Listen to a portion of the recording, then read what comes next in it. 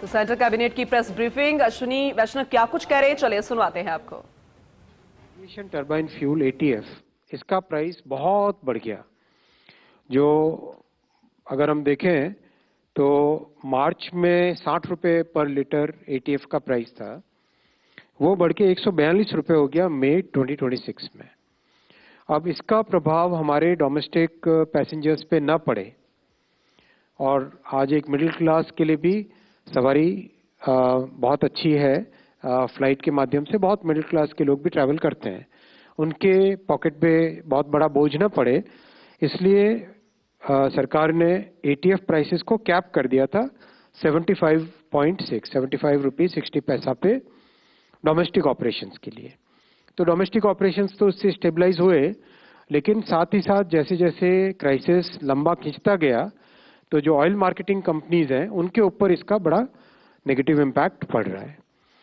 तो कैसे एक विन विन विन सोल्यूशन निकले, जिसमें win for the airlines, win for the OMC companies and win for the citizens, ये विन विन विन फार्मूला कैसे निकले, उसके लिए बहुत बड़ा अटेम्प्ट किया गया। And lot of thinking, lot of consultation with the industry, consultation with the banking sectors, consultation with OMCs. Finally, the solution which has come out is a ATF price stabilization fund. ATF price stabilization fund में basically एक self sustaining revolving fund बनाया गया है। Self sustaining revolving fund के माध्यम से ATF price for the airline carriers who want to participate in this, उनको एक स्टेबल एटीएफ प्राइस अभी करंट क्राइसिस के दौरान मिलेगा, और जब क्राइसिस फिनिश हो जाए तब उसका एक रीइंबर्समेंट और रिटर्न का भी मैकेनिज्म इसमें क्रिएट किया गया है। इसके सारे डिटेल्स आपको मिनिस्ट्री ऑफ सिविल एविएशन की तरफ से प्रॉपर एक डिटेल्ड स्कीम की गाइडलाइंस शेयर की जाएगी। मैं आपको नेट नेट इसका बताना चाहता हूं कि इससे हमारे एंटायर एविएशन सेक्टर में करीब 70 लाख से अधिक जो जॉब्स हैं जिनके ऊपर इम्पैक्ट पड़ना आरंभ होने लगा था because of the stress in this sector, वो इससे सिग्निफिकेंटली मिटिगेट होगा। और जो एयरपोर्ट इंफ्रास्ट्रक्चर में, एविएशन सेक्टर में पिछले दशक में जो बड़ा चेंज आया है, एयरपोर्ट्स डबल हुए, एविएशन सेक्टर अपने आप में बहुत बड़ा एक ग्रोथ का माध्यम बना।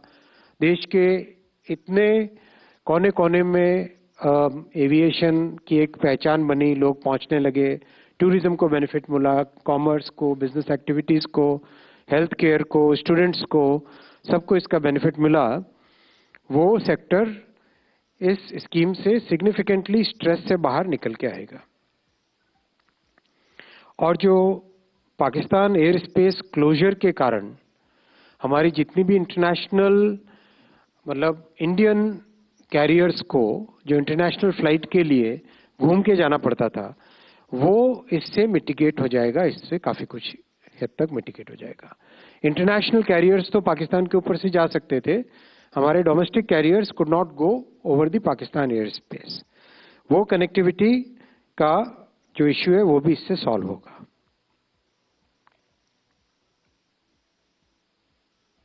ये पहला आज का फैसला था।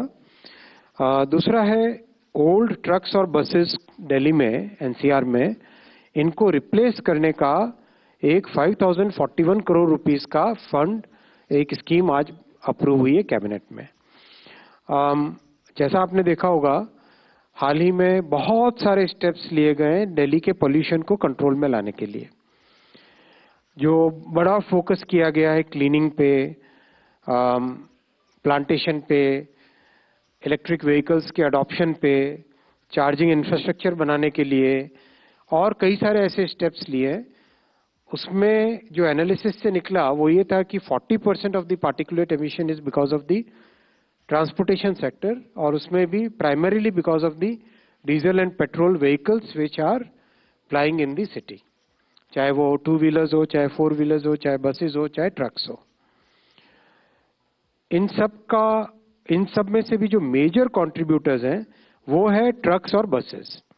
तो ट्रक्स एंड बसेस के रिप्लेसमेंट का replace the older vehicles with modern less emissions वाले BS6 और CNG और इलेक्ट्रिक व्हीकल, ऐसे ट्रक्स और बसेस का रिप्लेसमेंट का स्कीम आज बना है. It's a very genuinely good scheme because इससे एक नेचुरल इंसेंटिव क्रिएट होगा और लोग जो भी पुरानी ट्रक्स और पुरानी बसेस हैं उनको रिप्लेस करना चाहेंगे. अगर हम डेटा देखें